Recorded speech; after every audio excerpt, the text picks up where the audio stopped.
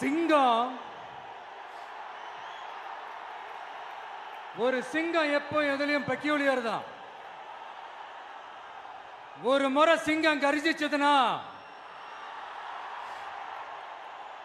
அந்த சவுண்ட்ல ஒரு 8 கிலோமீட்டருக்கு சும்மா அதிரும், எல்லா திசைகளும் அதிரும். அப்படிப்பட்ட அந்த சிங்கம் வேட்டைக்கு மட்டும்தான் வெளியில வரும், வேடிக்கை பார்க்கறதுக்கெல்லாம் வெளியில வராது. வேட்டையில கூட உயிரோடு இருக்கிற மிருகங்களை தான் வேட்டையாடும். அதுலயும் பெரும்பாலும் தன்னை விட பெரிய சைஸ் உள்ள மிருகங்களை தான் குறி வச்சு தாக்கும், ஜெயிக்கும். எவ்வளவு பசியில் இருந்தாலும் உயிர் இல்லாததை, கெட்டு போனதை தொட்டு கூட பார்க்காது. அப்படிப்பட்ட அந்த சிங்கம் அவ்வளவு ஈஸியா எதையும் தொடாது, தொட்டா விடாது. காட்டோட 4 பக்கமும் மார்க்கிங் மை டெரிட்டரின்னு தன்னுடைய பவுண்டரியை தானே வகுக்கும். அப்படிதான் அந்த காட்டையே தன்னோட கண்ட்ரோல்ல வச்சிருக்கும். சிங்கத்துக்கு கூட்டத்தோட இருக்கிறதுக்கும் தெரியும், தனியா இருக்கிறதுக்கும் தெரியும். அப்படியே தனியா வரணும்னு நினைச்சாலும் அஞ்சாம அலட்டிக்காம சும்மா கெத்தா தனியா வந்து அத்தனை பேருக்கும் தண்ணி காட்டும். எப்போ எதிலையும் தன்னோட தனித்தன்மையை இழக்கவே இழக்காது. Yes, a lion is always a lion.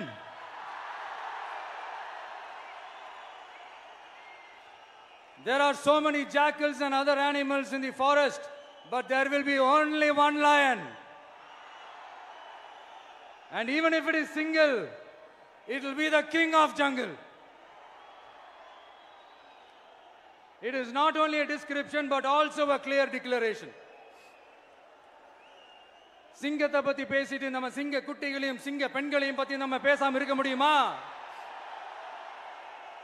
அவங்கள எப்படி நான் மறப்பேன்? அவங்க தான் என்னுடைய உயிராச்சே, என் நெஞ்சில் குடியிருக்கும்.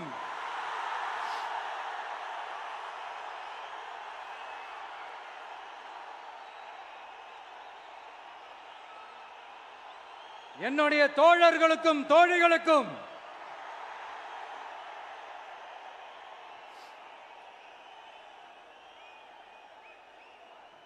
நேர்ல வர முடியாத சூழல்ல வீட்ல இருந்துகிட்டே நம்மளோட இந்த மாநாட்டில் நேரலை வாயிலாக கலந்துகிட்டு இருக்கிற என்னுடைய அம்மாக்கள், அக்கா தங்கைகள், அண்ணன் தம்பிகள், நண்பர்கள் அனைவருக்கும் என்னோட உயிர் வணக்கம்.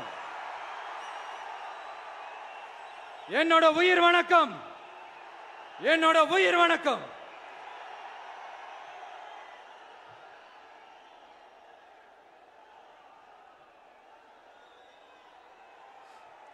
வீரம் விளையும் மாமதுரை மண்ணை வணங்குகிறேன்.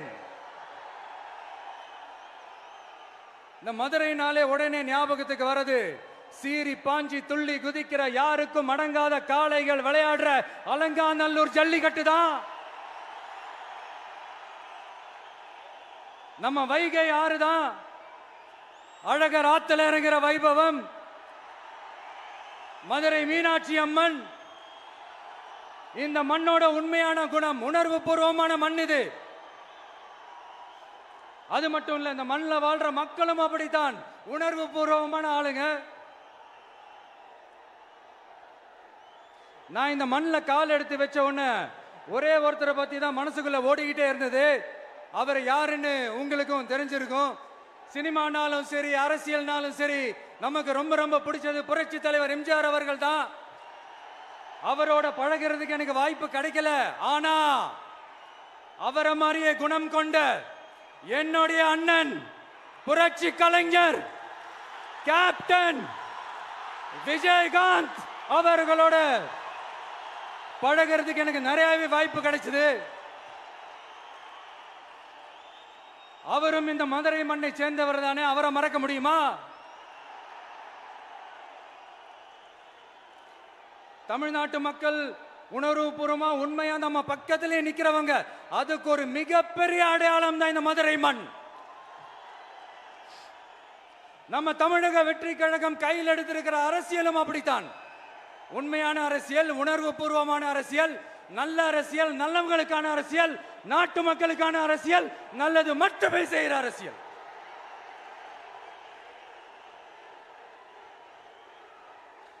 இதோ நம்மளுடைய இந்த இரண்டாவது மாநில மாநாடு வாகை சூடும் வரலாறு திரும்புகிறது. அப்படி இந்த மாநாட்டுக்கு பேர் வச்சிருக்கிறோம். 1967லயும் 1977லயும் நம்ம தமிழக அரசியல் ஒரு மிகப்பெரிய ஆட்சி அதிகார மாற்றங்கள் ஒண்ணு நடந்துச்சு இல்லையா? அதே மாதிரிதான் அடுத்த வருஷம் 2026ல அப்படி ஒரு வரலாறு திரும்ப போகுதுன்னு உறுதியா சொல்றதுக்கான மாநாடு தான் நம்மளோட இந்த இரண்டாவது மாநில மாநாடு. விக்கிரவாண்டி விசாலையில் நம்மளுடைய ஃபர்ஸ்ட் மாநாடு நடத்தணும், வெற்றி கொள்கை திருவிழா. அதுக்கப்புறமே நீங்க பார்த்திருப்பீங்க, தமிழக அரசியல் அந்த தட்ப வெப்பத்தையே மாத்தினுச்சு. நமக்கு எதிராக எத்தனை குரல்கள். ஆனா உங்களுக்கு தான் நம்மளை பத்தி நல்லா தெரியுமே, எந்த குரலையும் காதலையே போட்டுக்காம மக்களோட குரலை மட்டுமே கேட்டுக்கிட்டு நமக்கு எதிராக வர அத்தனை கூக்குரல்களையும் சின்னதா ஒரு சிரிப்போடவே கடந்து வந்திருக்கிறோம். அது இல்லாம நம்ம மாநாட்டில் ஒலிக்கிற இந்த குரல் இந்த ஒற்றை தமிழ் மகனோட குரல் மட்டுமல்ல, ஒட்டுமொத்த தமிழ்நாட்டு மக்களுடைய குரல். தமிழ்நாட்டில் இருக்கிற ஒவ்வொரு வீட்டில இருந்தும் ஒலிக்கிற குரல், ஒட்டுமொத்த உலகெங்கும் வாழும் ஒவ்வொரு தமிழ் வீட்டிலிருந்தும் எழும் குரல். இந்த சினிமா என்கிற மாபெரும் கலை ஆயுதத்தின் வாயிலாக சாதி, மதம், இனம், பாலினம், மொழி கடந்து இந்த நாட்டின் மூளை முடுக்கெங்கும் ரசிகர்களாக இருந்து தோழர்களாக நம்மோடு பயணிக்க துவங்கியுள்ள அனைவரோடும் இணைந்த ஒவ்வொரு மனிதருக்காகவும் ஒலிக்கிற உரிமை குரல். மாநில உரிமைக்காக, பெண் உரிமைக்காக, சமூக நீதிக்காக, சமநீதிக்காக, மதச்சார்பின்மைக்காக உண்மையா ஒலிக்கிற குரல். அதனால் இந்த குரலுக்கு எதிராக இன்னும் இன்னும் எத்தனை குரல்கள் வந்தாலும் ஓங்கி ஒலிக்குமே தவிர ஒரு நாளும் ஓயவே ஓயாது. Yes, it is an unstoppable voice, an unstoppable force.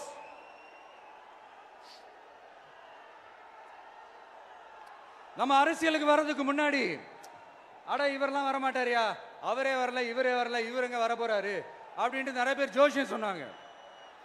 அப்புறம் நம்ம கட்சியினுடைய பேர் அறிவிச்சதுக்கு அப்புறம் பேரு தானே அறிவிச்சிருக்கிறாரு, மக்கள் கிட்ட பேர் வாங்கணும்ல, அதெல்லாம் முடியாதுன்னாங்க.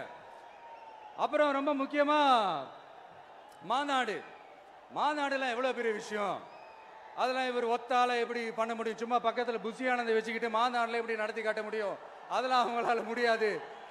அப்புறம் மழை பெஞ்சு எல்லாத்தையும் கெடுத்துரும். ஏன் என் கூட இருக்கிறவங்களே கூட தான் சொன்னாங்க. அதுக்கப்புறம் என்ன நடந்துச்சுன்னு உங்க எல்லாருக்குமே தெரியும். இப்ப புதுசா ஒண்ணு சொல்ல ஆரம்பிச்சிருக்கிறாங்க. அது என்னடானா, ஆட்சியை பிடிக்கிறதெல்லாம் அவ்வளவு ஈஸி இல்லை இல்லையா. இப்ப அதெல்லாம் விட்டாங்க, இப்ப இங்க வந்துட்டாங்க.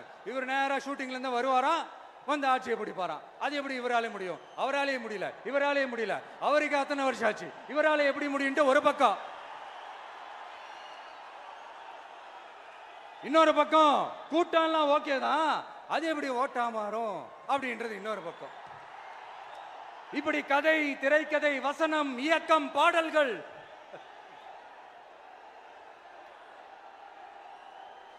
அதனால இந்த அரசியல் ஆய்வாளர்களுக்கு நான் சொல்றதெல்லாம் ஒன்னேதான், நல்லா கேட்டுக்கங்க.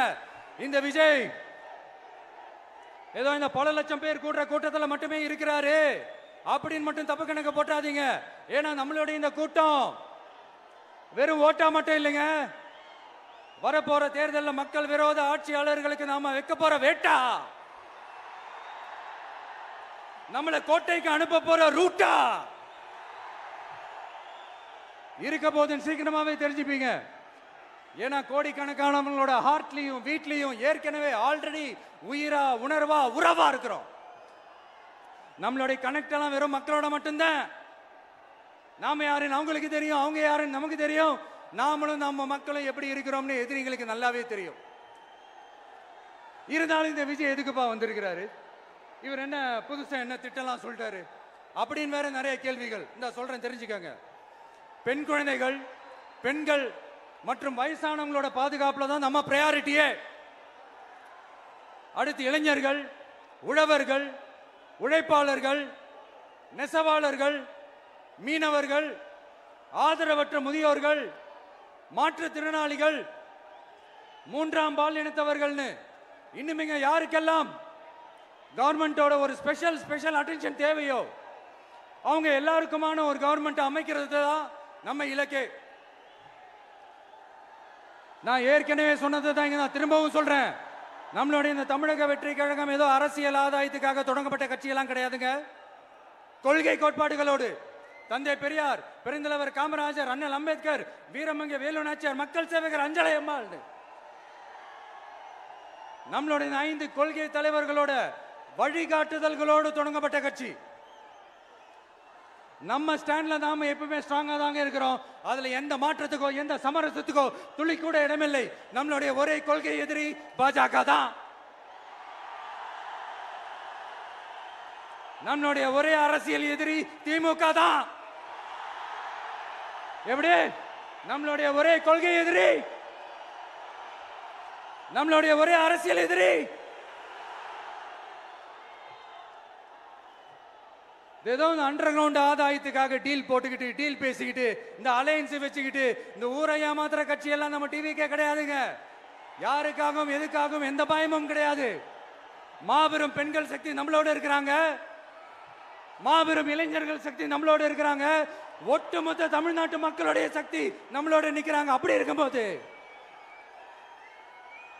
இந்தியாவில் இருக்கிற எல்லா ஸ்டேட்லயும் வாழ்ற நம்ம தமிழ் நெஞ்சங்கள் மட்டும் இல்ல, உலகம் பூரா 100க்கும் மேலான நாடுகள்ல வாழ்ற நம்ம தாய் தமிழ் உறவுகள் எல்லாருமே என்ன விஜய் தளபதி விஜய் இல்லனா விஜய் தளபதி இப்படி சொந்தம் கொண்டாடுற கோடிக்கணக்கானவங்களோட அன்பு மாசியும் நம்மளோட இருக்கும்போது, இவங்க எல்லாருமே நம்மளோட நிற்கும் போது எதுக்குங்க இந்த பாசிச பாஜகவோட நேரடி கூட்டணியோ இல்ல மறைமுக கூட்டணியோ உறவு வச்சுக்க? நாம என்ன உலகமாக ஊழல் கட்சி என்ன?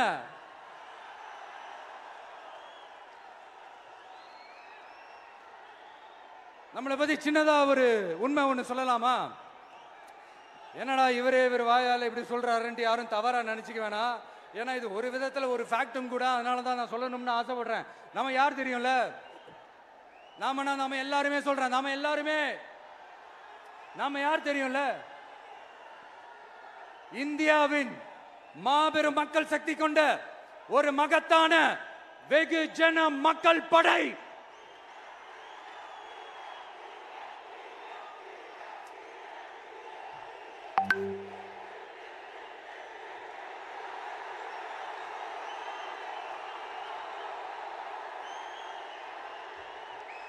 அதனால நம்ம தலைமையில நாம அமைக்க போற இந்த உண்மையான மக்களாட்சிக்கான அச்சாரமாக மாபெரும் மக்கள் சக்தியை அணி அணியாக நம்மளோட திரண்டு நிக்கிறப்போ இந்த அடிமை கூட்டணியில சேர வேண்டிய அவசியம் நமக்கு எதுக்குங்க? நம்மளுடைய இந்த கூட்டணி சுயமிழந்த கூட்டணியெல்லாம் இருக்காது, சுய மரியாதை கூட்டணியா தான் இருக்கும். இந்த ஒரு பக்கம் RSS கிட்ட அடிபணிஞ்சுக்கிட்டு, இன்னொரு பக்கம் மதச்சார்பற்ற கூட்டணின்னு இந்த மக்களை ஏமாத்துற கூட்டணியெல்லாம் நம்ம கூட்டணி இருக்காது.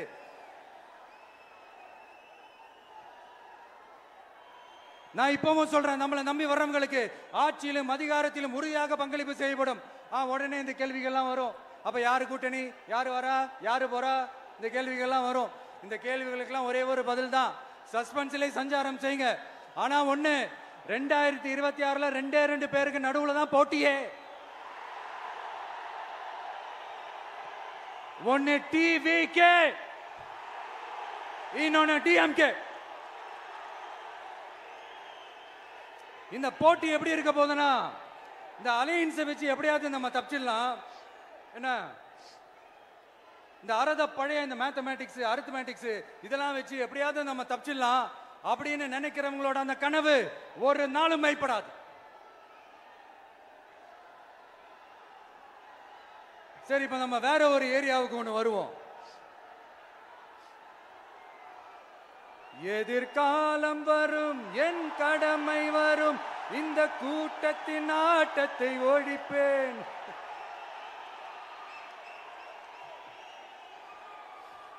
மக்கள் அரசியல் என்ற அந்த சவுக்க கையில் எடுக்கலாமா? யாருக்கு எதிரான தானே கேட்கிறீங்க? வேற யாரு? மறைமுக உறவுக்காரர்களான பாசிச பாஜகவும் பாய்சன் திமுகவும் தான். மாண்புமிகு பிரதமர் நரேந்திர மோடிஜி அவர்களே, 3வது முறையா ஒன்றியத்தோட ஆட்சி அதிகாரத்தை நீங்க தானே கையில் வச்சிருக்கிறீங்க. இல்ல நாங்க தெரியாம தான் கேட்கிறோம். நீங்க ஆட்சிக்கு வந்தது ஒட்டுமொத்த மக்களுக்கும் நல்லது செய்யவா, இல்ல நம்மளுடைய இந்த இஸ்லாமிய நண்பர்களுக்கும் இஸ்லாமிய தோழர்களுக்கும் எதிராக சதி செய்யவா?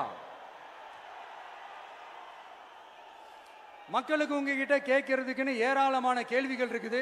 அதனால அவங்க சார்பா அவங்கள ஒருத்தனா அவங்களோட ஒரு உண்மையான ஒரு பிரதிநிதியா உங்ககிட்ட சில கேள்விகள் கேட்கணும். மிஸ்டர் பிரைம் மினிஸ்டர் அவர்களே, நம்ம தமிழ்நாட்டு மீனவர்கள் கிட்டத்தட்ட ஒரு 800 பேருக்கு மேல இலங்கை கடற்படையால தாக்கி அழிக்கப்பட்டிருக்கிறாங்க. அதை கண்டிக்கிறதுக்காக உங்களை பெருசா எதுவும் செய்ய சொல்லல, சின்னதா ஒண்ணே ஒண்ணு மட்டும் செஞ்சு கொடுங்க. இனிமேலாச்சும் எங்களுடைய மீனவர்கள் பாதுகாப்பா இருக்கிறதுக்காக இந்த கச்சத்தீவை இலங்கை கிட்ட இருந்து மீட்டு கொடுத்துருங்க, அது போதும். உங்களுடைய இந்த முரட்டு பிடிவாதத்தால நீங்க நடத்துற இந்த நீட்டு தேர்வு, அதனால இங்க என்னென்ன நடக்குதுன்னு சொல்றதுக்கே மனசு வலிக்குது. அதனால அந்த நீட்டு தேர்வு தேவையில்லைன்னு அறிவிச்சிருங்க, அது போதும். செய்வீர்களா திரு நரேந்திரபாய் தாமோதர் மோடிஜி அவர்களே? எங்களுக்கு என்னென்ன தேவையோ என்னென்ன நல்லதோ அதெல்லாம் செய்ய மாட்டேங்கிறீங்க. ஆனா ஆட்சி அதிகாரத்தை மட்டும் கையில வச்சுக்கிட்டு மக்களை ஏமாத்த நேரடியாக ஒரு பாசிச பாஜக அடிமை கூட்டணி ஒண்ணு. அடுத்து உங்களோட இந்த மைனாரிட்டி ஆட்சியை ஓட்டுறதுக்காக மறைமுகமாக RSS அடிமை குடும்பம்னு இன்னொரு கூட்டணி. இப்படி மக்கள் சக்தியே இல்லாத இந்த ஊழல் கட்சிகளை மிரட்டி அடிபணிய வச்சு 2029 வரைக்கும் சொகுசு பயணம் போயிடலாம்னு திட்டம் தீட்டி வச்சிருக்கிறீங்க. அதானே ஜி? என்ன ஜி? ஒண்ணு மட்டும் சொல்றேன், தெரிஞ்சுக்கங்க. என்னதான் நீங்க இந்த நேரடி மறைமுக கூட்டணின்னு குட்டிகரணம் போட்டாலும் தாமரை இலையில தண்ணியே ஒட்டாது. தமிழக மக்கள் மட்டும் எப்படி ஒட்டுவாங்க?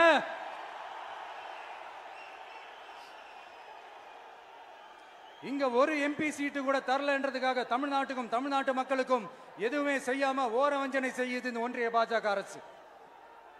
சங்கம் வச்சு தமிழ் வளர்த்த மண் இந்த மதுரை மண். அதனால இங்க அந்த கீழடியில கிடைச்ச ஆதாரங்களை எல்லாம் மறைச்சிட்டு எங்க நாகரிகத்தையும் எங்க வரலாறையும் அழிக்கிறதுக்காக உள்ளடி வேலை செய்யலாம்னு நினைக்கிறீங்க. தமிழ்நாட்டை தொட்ட என்ன நடக்கும் நீங்க பல உதாரணங்கள் இருக்குது. அதனால இதையெல்லாம் மறைச்சிட்டு எங்க மக்களை ஏமாத்திடலாம்னு மட்டும் நினைக்காதீங்க. மத நல்லிணக்கத்திற்கு பெயர் பெற்ற இந்த மதுரை மண்ணிலிருந்து சொல்றேன், உங்க எண்ணமெல்லாம் ஒரு நாளும் ஈடேறாது.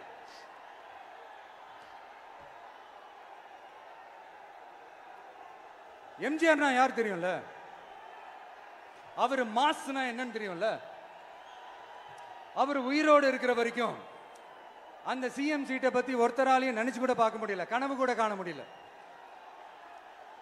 எப்படியாவது அந்த CM சீட்டை என்கிட்ட கொடுத்துருங்க, என் நண்பர் எம்ஜிஆர் திரும்ப வந்ததுக்கு அப்புறம் நான் திருப்பி கொடுத்துறேன்னு தன்னோட எதிரியை கூட மக்கள் கிட்ட கெஞ்ச வச்சவர் எம்ஜிஆர். எப்படி கெஞ்ச வச்சவர்? அதனால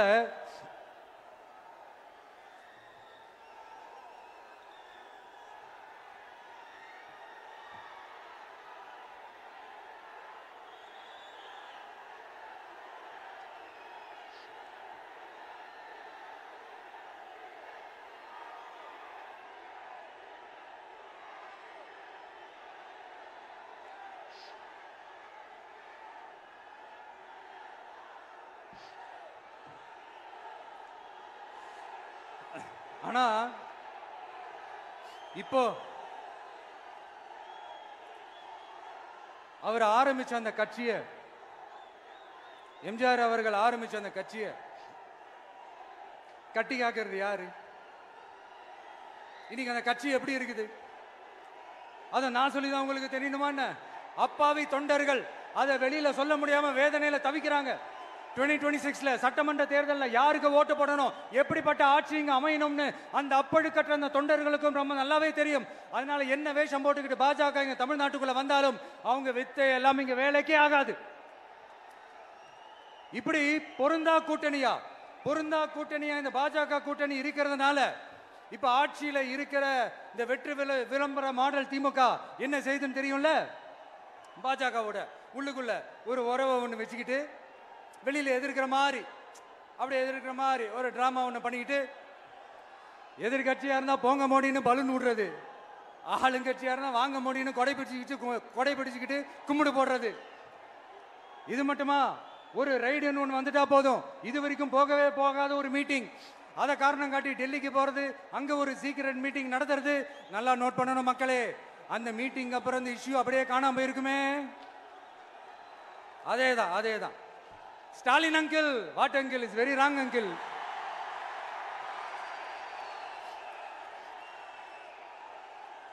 இப்படி தமிழ்நாட்டில் இப்ப நடக்கிற இந்த ஆட்சியினுடைய லட்சணத்தை பார்த்துக்கிட்டு நாம எப்படி சும்மா இருக்க முடியும்? ஒரு தவறு செய்தால், அதை தெரிந்து செய்தால், அவர் கபட நாடக மு.க. ஸ்டாலின் அங்கிளாகவே இருந்தாலும், அங்கிள் உங்களுக்கு மனசாட்சின்னு ஒன்று இருந்துச்சுன்னா நாங்க கேட்கிற கேள்விகளுக்கு மட்டும் கொஞ்சம் பதில் சொல்லுங்க அங்கிள். நீங்க நடத்துற இந்த ஆட்சியில நேர்மை இருக்கா? நியாயம் இருக்கா? ஊழல் இல்லாம இருக்கா? சட்டம் ஒழுங்கு சரியா இருக்கா? பெண்களுக்கு பாதுகாப்பு இருக்கா? பொதுமக்களுக்கு பாதுகாப்பு இருக்கா? இயற்கை வளங்களுக்கு பாதுகாப்பு இருக்கா? சொல்லுங்க மை டியர் அங்கிள், சொல்லுங்க. டாஸ்மாக்ல மட்டுமே இது வரைக்கும் 1000 கோடிக்கு மேல ஊழல்னு சொல்றாங்க. அதுல மட்டுமா தப்பு நடக்குது? வேற எதுல தான் நடக்கல? உலகத்திலே மிஸ்டர் கிளீன் ரெக்கார்ட்ஸ் எல்லாம் உங்களுக்கும் உங்க கூட இருக்கிறவங்களுக்கும் மட்டும்தான் அங்கிள் கொடுக்கணும். இதை பார்த்து வாயே இல்லாத ஊரு கூட வயிறு வலிக்கு சிரிக்குது. பெண்களுக்கு 1000 ரூபாய் கொடுத்துட்டீங்கன்னா போதுமா அங்கிள்? அப்படியே அது மூடி மறைச்சிடலான்னு பாக்குறீங்களா? படிக்கிற இடத்துல, வேலைக்கு போற இடத்துல, வெளியில போற இடத்துலன்னு அவங்களுக்கு பாதுகாப்பே இல்லைன்னு ஒட்டுமொத்த பெண்களும் கதறாங்க. அந்த கதறல் சத்தம் ஏதாவது உங்க காதுல கேக்குதா அங்கிள்? இதுல வேற உங்க அப்பான்னு கூப்பிடுறாங்கன்னு வேற சொல்றீங்க. What is this uncle? Is very very wrong uncle, is very very wrong. பெண்களுக்கு மட்டுமா பொய் வாக்குறுதி கொடுத்து ஏமாத்துறீங்க? அரசு ஊழியர்கள், ஆசிரியர்களை ஏமாத்துறீங்க, விவசாயிகளை ஏமாத்துறீங்க, பரந்தூர்ல பாதிப்பே வராதுன்னு சொல்லி ஏமாத்துறீங்க, மீனவர்களை ஏமாத்துறீங்க, போதைப் பொருள் கலாச்சாரத்தை ஒழிக்காம ஏமாத்துறீங்க. ஐயோ ஐயோ ஐயோ, very very வஸ்ட் uncle, very very வஸ்ட். எப்படி கேட்டாலும் இவங்க கிட்ட இருந்து எந்த பதிலும் வரப்போறதில்லை. ஏன்னா இருந்தா தானே. இப்ப ஆட்சியில இருக்கிற நம்மளுடைய அங்கிள் பதில் சொல்றது இருக்கட்டும். மக்களை நீங்க சொல்லுங்க, நீங்க உண்மையை சொல்லுங்க. செய்வோம் செய்வோம் செய்வோம் செய்வோம்னு சொன்னாங்களே, சொன்னதெல்லாம் செஞ்சாங்களா? உங்களை தான் கேக்குறேன், சொன்னதெல்லாம் செஞ்சாங்களா? சத்தமா சத்தமா மை டியர் அங்கிள், கேக்குதா? மக்களோட சத்தம் கேக்குதா? இது வெறும் சாதாரணமான முழக்கம் தான். கூடிய சீக்கிரம் மக்களை போய் சந்திக்க போறேன், அவங்களோட மனசு விட்டு பேச போறேன். அதுக்கப்புறம் இந்த சாதாரணமான முழக்கம் இடி முழக்கமா மாறும். அத்தோட நிக்காது. அந்த இடி முழக்கம் தமிழ்நாட்டோட போர் முழக்கமா மாறும். அந்த போர் முழக்கம் உங்களை ஒரு நிமிஷம் கூட தூங்க விடாது. நடக்குதா இல்லையான்னு பாருங்க. என்னடா இவன் இவ்வளவு ஸ்ட்ராங்கா சொல்றானேன்னு பாக்குறீங்களா? எல்லாரும் கட்சி ஆரம்பிச்சதுக்கு அப்புறம் தான் ஒவ்வொரு வீட்டுக்குள்ளேயும் போறதுக்கு ட்ரை பண்ணுவாங்க. ஆனா நாங்க அப்படி இல்லை. ஒவ்வொரு வீட்டுக்குள்ளேயும் போனதுக்கு அப்புறம் தான் கட்சியாவே ஆரம்பிச்சிருக்கிறோம்.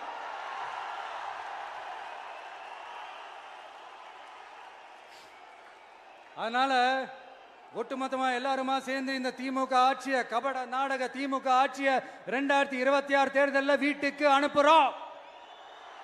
வீட்டுக்கு அனுப்புறோம். என்ன நண்பா, சரிதானே? என்ன நண்பி, செய்வீர்கள் தானே? இப்போ உங்களுக்கு சின்னதா ஒரு சர்ப்ரைஸ். நம்ம கட்சியினுடைய வேட்பாளர் பட்டியலை இப்ப நான் அறிவிக்க போறேன். மதுரை கிழக்கு வேட்பாளர் விஜய். இன்னும் முடிக்கல. ஒரு நிமிஷம், இன்னும் முடிக்கல. மதுரை மேற்கு வேட்பாளர் விஜய். மதுரை மத்தி வேட்பாளர் விஜய். மதுரை தெற்கு வேட்பாளர் விஜய். மதுரை வடக்கு வேட்பாளர் விஜய். மேலூர் விஜய். சோழவந்தான் விஜய். திருப்பரங்குன்றம் விஜய். திருமங்கலம் விஜய். உசிலம்பட்டி விஜய்.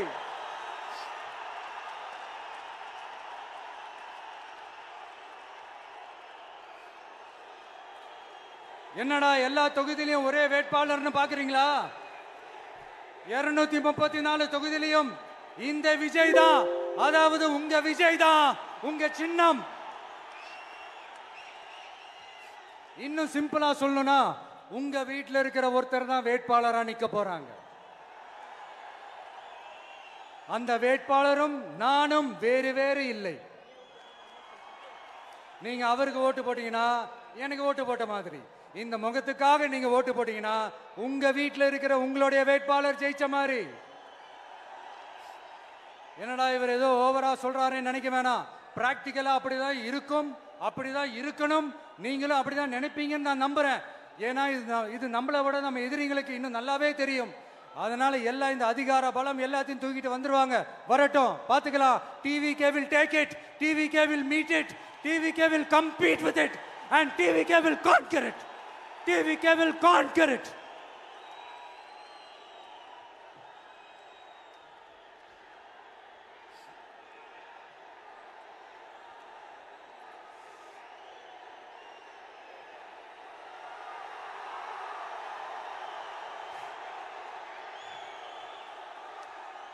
இந்த நேரத்தில் நம்ம மனசுல இருக்கிறத மக்கள் கிட்ட சொல்லி ஆகணும். தூத்துக்குடி ஸ்னோலினோட அம்மா என்ன அவங்களோட தம்பி, இன்னும் அவங்க பொண்ணுக்கு நான் தாய் மாமன்னு சொன்னாங்க. அந்த அக்காவோட குழந்தைக்கு மட்டும் இல்லைங்க, என்ன அண்ணனா தம்பியா நினைக்கிற தமிழ்நாட்டில் இருக்கிற என்னோட எல்லா சகோதரிகளின் குழந்தைகளுக்கும் நான் இன்னைக்கு மட்டும் இல்ல, என்னைக்குமே ஒரு தாய் மாமனா தான் இருப்பேன். நீங்க எல்லாரும் என்னுடைய ரத்த உறவு, கூட பிறந்த பொறுப்பு. என் வீட்டு ரேஷன் கார்டுல வேணா உங்க பேர் இல்லாம இருக்கலாம், உங்க வீட்டு ரேஷன் கார்டுல வேணா என் பேர் இல்லாம இருக்கலாம். ஆனா நாம் எல்லாரும் ஒண்ணுதான், உறவுதான். நமக்கு இடையே எந்த அரசியலும் உள்ள நுழையவே முடியாது. என்கிட்ட இருந்து உங்களையும் உங்ககிட்ட இருந்து என்னையும் எந்த சக்தியாலும் பிரிக்கவே முடியாது. அப்புறம் நான் ஒன்னும் இந்த மார்க்கெட் போனதுக்கு அப்புறம், ரிட்டையர் ஆனதுக்கு அப்புறம் அடைக்கலம் தேடி அரசியலுக்கு வரல. படைக்கலனோட வந்திருக்கிறோம், பவர்ஃபுல் ஃபோர்ஸோட, மாபெரும் படை வரிசையோட, எல்லாத்துக்கும் தயாராகி தான் வந்திருக்கிறோம். இவ்வளவு தயாரா நாம அரசியலுக்கு வர்றதுக்கு ரொம்ப ரொம்ப முக்கிய காரணம் ஒண்ணு இருக்கு. அது என்ன தெரியுமா? நன்றி கடன், நன்றி கடன், நன்றி கடன். கிட்டத்தட்ட ஒரு 30 வருஷமா, 30 வருஷத்துக்கு மேல நீங்க தான், நம்ம மக்கள் தான் என் கூட நிக்கிறீங்க, எனக்காக நிக்கிறீங்க, என்னை தாங்கி பிடிக்கிறீங்க, மனசுல ஏந்தி பிடிக்கிறீங்க, தாய் அன்போட மடியில ஏந்திக்கிறீங்க. உண்மையை சொல்லணும்னா வேற யாரை விடவும் எனக்கு இந்த அன்பையும் ஆதரவையும் கொடுத்திருக்கிறீங்க. என் மேல உயிரையே வச்சிருக்கிறீங்க. என்ன உங்க வீட்டுல ஒருத்தனாவே ஆக்கிட்டீங்க. நீங்க எனக்கு கடவுள் கொடுத்த வரம்.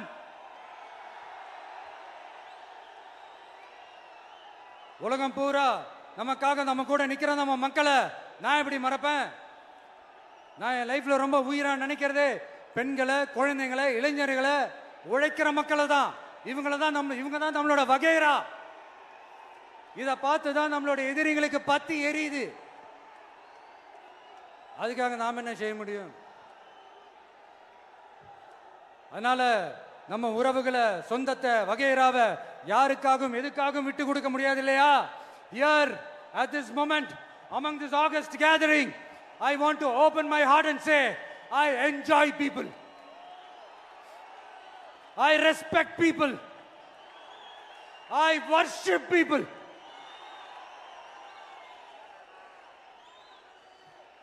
சரிப்பா, இவ்வளவு செஞ்ச நம்ம மக்களுக்கு நன்றி கடனா உன்னால முழுமையா செலுத்த முடியுமான்னு கேட்டா சத்தியமா சொல்றேன், என்னால முடியாதுதான். இன்னும் எத்தனை ஜென்மம் எடுத்தாலும் அந்த நன்றி கடனை என்னால தீர்க்கவே முடியாது. அப்புறம் என்ன மானாவுக்கடா நீ வந்திருக்க அதானே கேக்குறீங்க? மைண்ட் வாய்ஸ் கேட்ட மாதிரி இருந்தது. வாழ்நாள் முழுக்க நம்ம மக்களுக்காக ஆதரவா துணையா நிக்கிறத தவிர, அவங்களுக்காக உழைக்கிறத தவிர எனக்கு வேற எந்த எண்ணமும் இல்லை. எனக்கு இப்ப வேற வேலையும் இல்லை. இனிமே எனக்கு இதுதான் என் வேலையே, என் கடன் இனி என் மக்களுக்கு பணி செய்து கிடப்பதே. இப்படியா ஹார்ட் டு ஹார்ட் யதார்த்தமா பேசிய பழகிட்டோம். இதுக்கு மேலேயும் எனக்கும் மக்களுக்கும் இடையே இருக்கிற அந்த உறவை பத்தி நான் பேச ஆரம்பிச்சேன்னா ஒரு மாதிரி எமோஷனல் ஆயிடுவேன். அப்புறம் அதை கண்ட்ரோல் பண்றது ரொம்ப கஷ்டம். அதனால என்ன மனசார நேசிக்கிற நம்ம மக்களுக்கு ஒன்னே ஒன்று சொல்றேன். இந்த விஜய் உங்க விஜய், உங்களுக்கான விஜய், உங்களுக்காக மட்டுமே இருக்கிற விஜய்.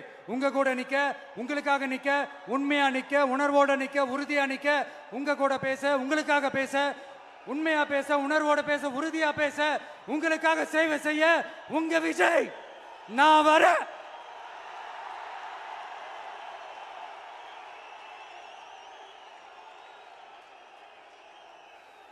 சொல்லல முக்கியம், செயல் செயல் செயல் தான் முக்கியம். செய்கை தான் சும்மா சிறப்பா இருக்கணும். நான் ஆட்சிக்கு வந்தேன்னா சும்மா அது செய்வேன், இது செய்வேன், நல்லது செய்வேன், உருட்டுவேன், புரட்டுவேன், அதெல்லாம் கிடையாது. செய்யறதுக்கு, நல்லது செய்யறதுக்கு, நல்லது செய்யறதுக்கு மட்டும்தான் இந்த விஜய். அப்புறம் ஒரு அரசியல் தலைவன் அவன் சினிமாக்காரனா, நல்லவனா, கெட்டவனா, இதெல்லாம் தாண்டி அவன் உண்மையானவனா, அதுதான் ரொம்ப ரொம்ப முக்கியம். இது சம்பந்தமா ஒரு குட்டி கதை ஒன்று சொல்றேன். ஒரு நாட்டில் ஒரு ராஜா தனக்கு பக்கபலமா இருக்கிறதுக்காக, கூட துணையா இருக்கிறதுக்காக ஒரு தளபதியை தேடுறாரு. சரியான தகுதிகளோட ஒரு 10 பேர் செலக்ட் ஆகுறாங்க. ஆனால் அதில் ஒருத்தர் மட்டும் தான் செலக்ட் பண்ணணும். அதனால அந்த ராஜா என்ன பண்றாருன்னா ஒரு டெஸ்ட் வைக்கிறாரு. அந்த 10 பேர் கையிலையும் விதை நெல்லை கொடுத்து இதை நல்லா வளர்த்து கொண்டு வாங்க, ஒரு 3 மாசம் கழிச்சு வாங்கன்னு சொல்லி அனுப்பி வச்சிடுறாரு. 3 மாசம் கழிச்சு வரும்போது அதில் ஒருத்தர் ஆளு உயரத்துக்கு வளர்த்துருந்தாரு, ஒருத்தர் தோல் உயரத்துக்கு வளர்த்துருந்தாரு. அதில் ஒரு 9 பேரும் நல்லா வளர்த்து கொண்டு வந்திருந்தாங்க. ஒருத்தர் மட்டும் வெறும் தொட்டியோடவே வந்தார். என்னன்னு கேட்டதுக்கு, நானும் தண்ணி ஊற்றி ஊற்றி பார்க்குறேன், உரம் வச்சு வச்சு பார்க்குறேன், வளரவே மாட்டேங்குது ராஜா, என்ன பண்ணுறதுன்னு தெரியலன்னு சொன்னதுக்கு ராஜா அவரை கட்டி அணைச்சிக்கிட்டு, இனிமே நீதான் என்னுடைய தளபதி, எல்லா அதிகாரமும் உனக்கு தான் சொன்னார். ஏன்னா அந்த 10 பேர் கையிலையும் ராஜா கொடுத்தது அவித்த விதை நெல், அது முளைக்கவே முளைக்காது. அந்த 9 திருட்டு பயலும் என்ன பண்ணியிருக்காங்கன்னா வேற விதை நெல்லை வாங்கி அதை வளர்த்துட்டு ராஜாவையும் மக்களையும் ஏமாத்திருக்கிறாங்க. ஆனா இவர் மட்டும் உண்மையை போட்டு உடைச்சிட்டார். அதனால ஒரு நாட்டுக்கு திறமை எந்த அளவுக்கு முக்கியமோ அந்த அளவுக்கு உண்மையும் நேர்மையும் முக்கியம். இப்போ நீங்க எல்லாரும் தான் அந்த ராஜா. நீங்க தேர்ந்தெடுக்க போற அந்த தளபதி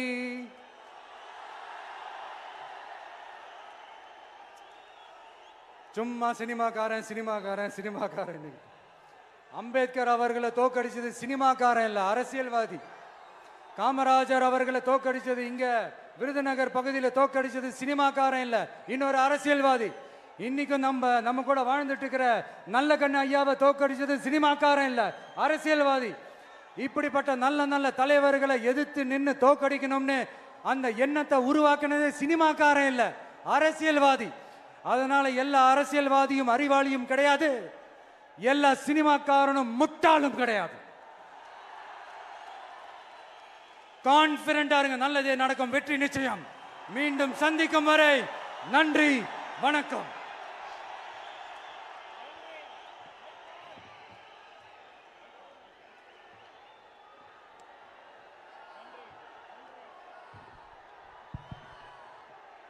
தமிழக வெற்றி கழகத்தினுடைய வெற்றி தலைவரின் வார்த்தைகள்.